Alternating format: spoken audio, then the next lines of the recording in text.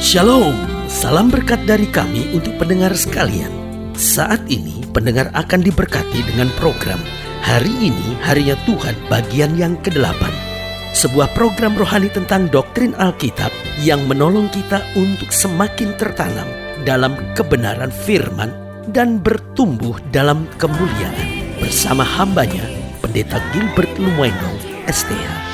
Banyak orang merasa doktrin Alkitab sebagai sesuatu yang membingungkan. Tetapi tahukah saudara bahwa doktrin Alkitab intinya adalah memahami Alkitab dengan benar, dengan pemahaman yang sistematis, sehingga kita terus dapat tertanam di dalam kebenaran firman, sehingga kita terus bertumbuh di dalam kemuliaan Allah. Buka hati saudara sekalian untuk menerima berkat-berkat firman-Nya hari ini. Salah satu janji Tuhan dalam kehidupan kita, karena memang kita tahu ada puluhan ribu janji Tuhan di seluruh Alkitab, dari Kejadian sampai Wahyu ada terdapat sekitar 32 ribu janji-janji Allah. Nah, salah satu janji Allah yang penting dalam hidup ini adalah bahwa kita akan naik dan tidak akan turun, karena Alkitab berkata, jika kamu tidak miring ke kiri maupun miring ke kanan, diberkati langkah kamu tidak akan turun tapi diangkat naik, tidak menjadi ekor tapi akan dipimpin menjadi kepala. Itu janji Tuhan yang luar biasa dalam hidup kita, sehingga kalau kita mempraktekkan firman, sungguh-sungguh Alkitab kan bilang, jika kamu tinggal dalam aku dan firmanku tinggal dalam kamu, minta apa saja. Bahkan Daud berkata, orang yang merenungkan Taurat Tuhan siang dan malam, ia seperti pohon yang ditanam di tepi aliran sungai, yang berbuah pada musimnya, yang tidak layu daunnya, apa saja yang diperbuatnya berhasil. Ini kan bukti bahwa dia naik. Kenapa?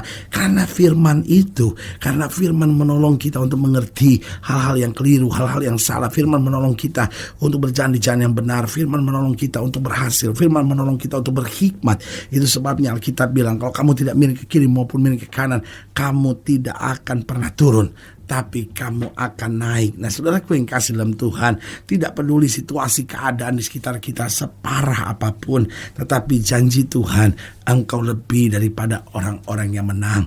Nah, tapi persoalannya, kita bisa lebih daripada orang-orang yang menang kalau hidup kita itu benar, kalau hidup kita itu dekat sama Tuhan, kalau hidup kita berkenan kepada Tuhan, kalau hidup kita memang menjalani perintah-perintah Tuhan. Tetapi seringkali kita ditaklukkan oleh dunia ini. Kenapa? Karena hidup kita dalam dosa. Karena waktu hidup kita dalam dosa, dosa menghancurkan kita, dosa memisahkan kita dari Allah, dosa merampas kemuliaan Tuhan. Makanya Alkitab berkata, semua manusia telah berdosa dan hilang kemuliaan Allah, tapi Kristus datang untuk memulihkan, untuk memberi kita hidup, dan hidup yang berkelimpahan, artinya hidup kembali dalam kemuliaan, di mana kita akan berjalan dalam kuasa-Nya. Haleluya. Selamat datang dalam program kita hari ini, harinya Tuhan. Sebuah program rohani yang kembali mengingatkan kepada kita betapa pentingnya kita menjadikan firman Tuhan sebagai dasar keseharian hidup kita. Karena selama kita jadikan firman Tuhan sebagai dasar keseharian hidup kita, langkah-langkah ke depan kita penuh dengan kepastian, kemenangan, berkat, mujizat, dan perkara-perkara yang besar. Haleluya. Dan dalam program ini kita sedang bicara tentang penakluk.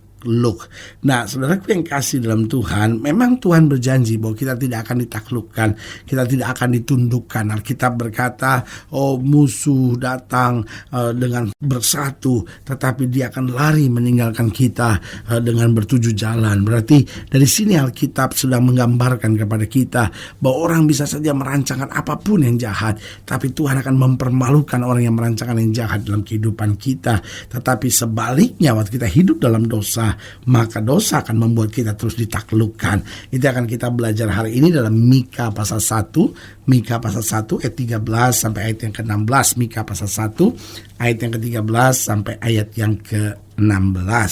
Dikatakan, pasanglah kuda teji pada kereta, hai penduduk Lakhis. Inilah permulaan dosa bagi putri Sion, sebab pada mula terdapat pelanggaran Israel. Sebab itu baiklah diberi hadiah perpisahan kepada Moreshet Gad. Rumah-rumah Akzib akan menjadi tipu daya bagi raja-raja Israel. Penakluk masih akan kudatangkan kepadamu, hai penduduk Maresya. kemuliaan Allah akan sampai di Adulam. Cukurlah dan gundulkanlah kepalamu karena anak-anak kesayanganmu. Jadikanlah kepalamu gundul seperti gundulnya burung bangkai, sebab daripadamu mereka akan masuk pembuangan. Dikatakan ayat yang ke-15, penakluk masih akan kudatangkan kepadamu. Saudaraku yang kekasih dalam Tuhan, janji Tuhan, rencana Tuhan agar kita tidak ditaklukkan. Tapi kalau kita hidup dalam dosa, dosa membuat kita ditaklukkan. Pertanyaannya, ditaklukkan apa? Yang pertama, ditaklukkan oleh setan. Karena Alkitab sebetulnya janji buat kita bahwa setan itu ada di bawah telapak kaki orang percaya. Alkitab janji buat kita, lawan iblis, maka iblis akan lari daripadamu.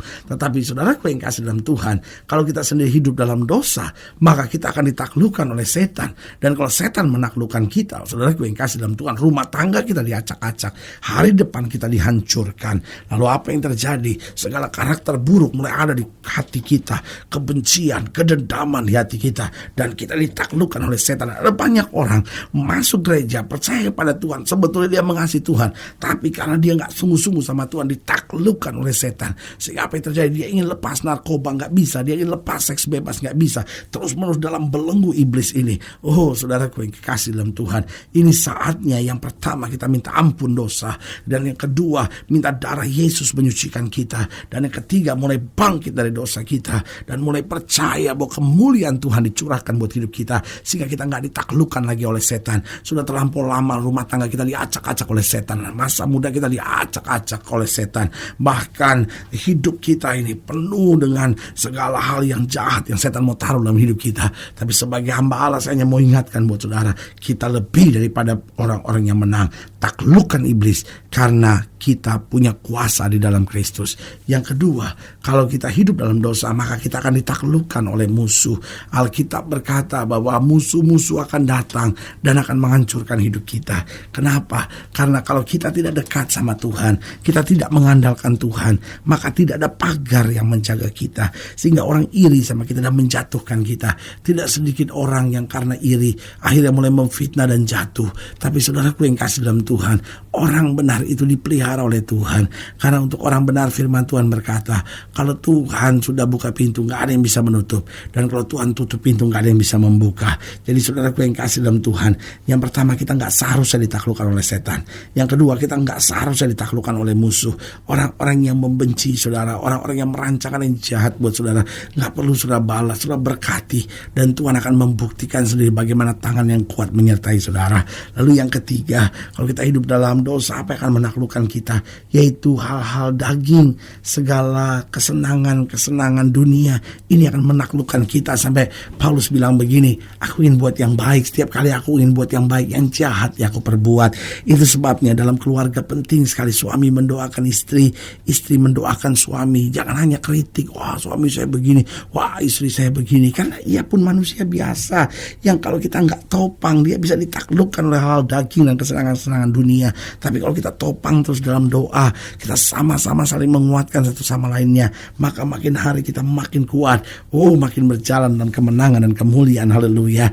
Dan yang keempat, kalau kita terus hidup dalam dosa, yang pertama kita ditaklukkan oleh setan, yang kedua kita ditaklukkan oleh musuh, yang ketiga kita ditaklukkan oleh hal-hal daging, kesenangan dunia, dan yang keempat kita ditaklukkan oleh kebiasaan orang banyak, sehingga kita nggak bisa tegas, kita nggak bisa punya prinsip. Kenapa? Karena kita cuma ikut arus saja. Dan kalau kita lihat banyak orang sekarang sebetulnya hidupnya mengasihi Tuhan, sebetulnya baik, cuman karena arus, karena pergaulan, karena situasi, akhirnya jatuh lagi. Sebagai hamba Allah, saya hanya mau ingatkan buat saudara, mari mendekat kepada Tuhan. Karena kalau kita mendekat kepada Tuhan, maka ada kuasa dalam diri kita untuk menang atas setan, menang atas musuh, menang atas kesenangan dunia, dan bahkan berani berjalan melawan arus. Kenapa? Karena penyertaan dan kemuliaan Tuhan atas kita. Nah, pertanyaannya, kenapa kita dapat ditaklukkan? Tuhan kan janji untuk kita menang, Tuhan kan janji kita naik. Kenapa kita bisa ditaklukkan?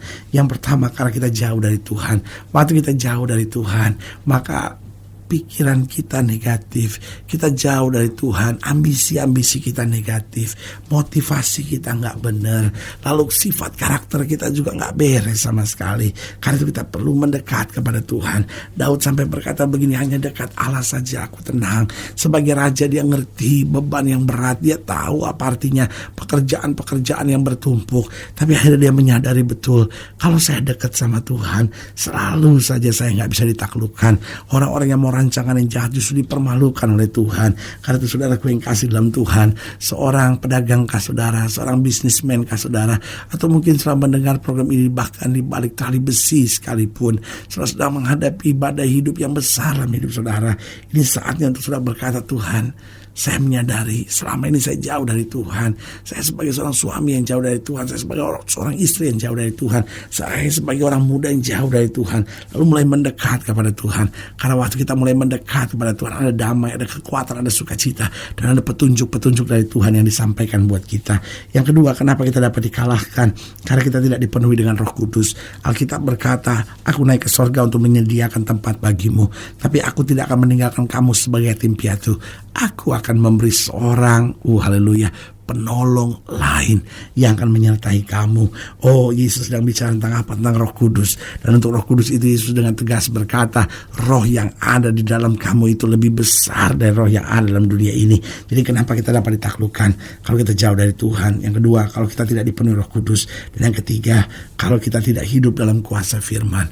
Karena kuasa firman itu yang menolong kita untuk berjalan dalam seluruh kepenuhan kealahan. Haleluya. Saudara yang kekasih dalam Tuhan, Tuhan menciptakan saudara untuk jadi pemenang. Karena itu kalau hari-hari ini saudara sedang menghadapi masalah dan pergumulan, ingatlah, Tuhan menciptakan engkau untuk menjadi pemenang. Tuhan menciptakan engkau untuk menjadi penerobos. Tuhan menciptakan engkau untuk merebut kemenangan dan kemuliaan Tuhan yang luar biasa. Jangan lemah, tapi bangkitkan iman, karena Tuhan kekuatan kita. Haleluya. Kalau saya ingin dilayani lebih jauh, hubungi kami melalui telepon, hubungi kami melalui surat, kunjungi website kami. Karena kami ada untuk membawa Bapak Ibu sudah senantiasa lebih dekat pada Tuhan dan mengalami kasih kuasa mujizat yang luar biasa. Haleluya. Secara khusus melalui program ini juga saya mau berdoa buat siap seorang yang sakit, siap seorang yang berbeban berat. Karena saya percaya bahwa bagi Allah tidak ada perkara yang mustahil. Nah, saudara-saudara yang didoakan secara khusus boleh taruh tangan kanan saudara di dada, dan kita akan berdoa. Mari kita berdoa. Bapa, dalam nama Yesus, hamba doa buat yang sakit, hamba doa buat yang berbeban berat, hamba doa untuk setiap mereka yang sedang menghadapi masa-masa yang sukar. Karena hamba percaya bahwa bagi Allah tidak ada perkara yang mustahil. Bapa, hamba berdoa di dalam nama Yesus, Tuhan jamah. Yang sakit Tuhan sembuhkan, yang lemah Tuhan kuatkan, yang susah Tuhan hiburkan, yang jatuh Tuhan angkat, rumah tangga dipulihkan, orang-orang muda dibawa lebih dekat pada Tuhan. Mereka yang kerja, usaha, dagang diberkati berkelimpahan oleh Tuhan, sehingga hidup kami boleh senantiasa mendekat kepada Tuhan dan bangkit senantiasa dalam kemuliaan Tuhan. Di dalam nama Yesus kami berdoa. Haleluya. Amin. Saudara yang kasih dalam Tuhan, kita sudah berdoa. Ingat, tidak pernah Allah lalai menepati janjinya. Ini saatnya buat kita untuk bangkit bersemangat, bersuka cita dalam menghadapi segala perkara. Karena kita tahu Yesus hidup, Yesus berkuasa dan selalu menyediakan yang terbaik buat kita. Doa saya menyertai saudara. Sampai berjumpa pada program berikut, dan jangan lupa jadikan hari ini harinya Tuhan. Haleluya.